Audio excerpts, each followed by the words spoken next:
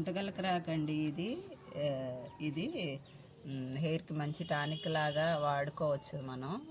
ప్రస్తుతం అనారోగ్య సమస్యల వల్ల కానీ, ఫోన్లు ఎక్కువగా వాడటం వల్ల కానీ, అందరికీ స్ట్రెస్ వల్ల కూడా విపరీతమైన హెయిర్ ఫాల్ వస్తుంది కదా, ఇంకా వైట్ హెయిర్ కూడా వస్తుంది కదా, వాటన్నిటికీ ఇది మంచి టానిక్ లాగా ఉపయోగపడుతుంది. అయితే ఇది ఊరికే కొంచెం 1-2-3 తెచ్చి వేసుకుంటే చాలు, అన్నీ వచ్చేస్తాయి.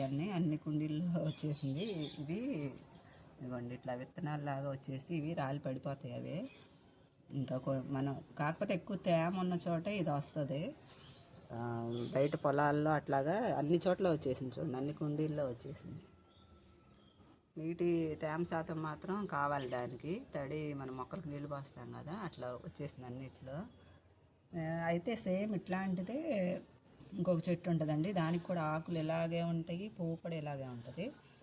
దీనికి మనం తేడా ఎలా తెలుసుకోవాలంటే, ఇదిగోండి, ఇదేమో పువ్వు కాండం మొదట్లోనే ఇక్కడ ఇలా పువ్వు వస్తుంది.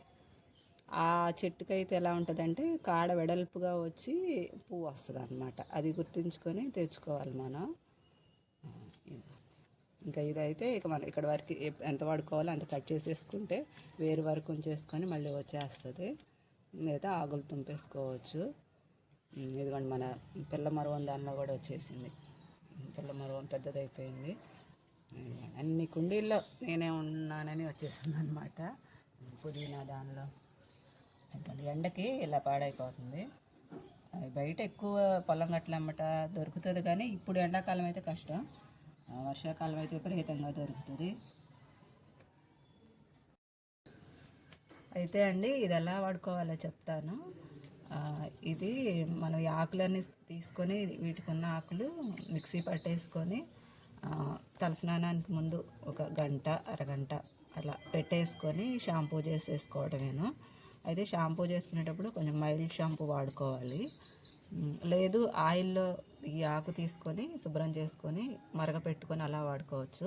నేనైతే ఇట్లా మిక్సీ పట్టి అట్లా వాడే పద్ధతే చేస్తాను. ఆయిల్ సంగతి అయితే నేను వాడలేదు. నేను ఇది వాడే కాబట్టి రిజల్ట్ బాగుంది అనిపించింది, అందుకని ఇది చెప్తున్నాను.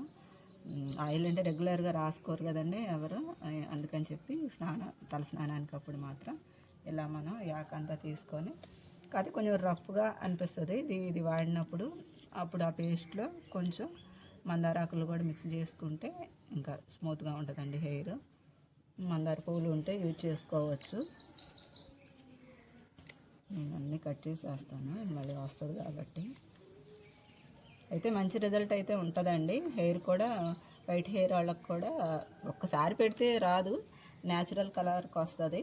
ఆ వచ్చిన దాన్ని మళ్ళీ మనం 2 వారాలకు ఒకసారి 3 వారాలకు ఒకసారి అట్లా పెట్టుకోండి, మంచిగా ఉంటుంది. ఇది మాత్రం నేను వాడి చెప్తున్నాను.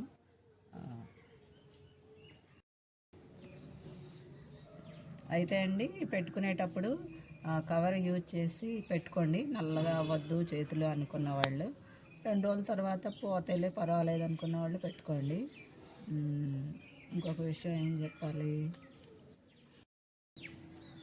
ఇంకొక విషయం అండి, ఇవన్నీ పై పోతలుగా మనం వాడుకునేవి టెంపరీగా. అయితే అంతర్గతంగా మనం కూడా చేస్తేనే మన జుట్టు కుదుళ్ళు అనేవి బలంగా ఉంటాయి.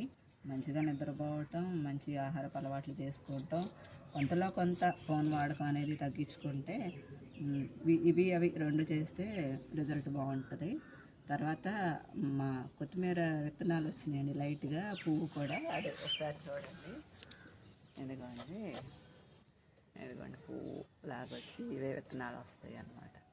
ఒక చెట్టు ఉంది, దాన్ని ఉంచి అట్లా మరి వస్తుందా రాదా అని. పువ్వు బాగుంది కదా. ఈరోజు వీడియో ఇదే. చిన్న టమాటా వచ్చింది చిన్న చెట్టుకి.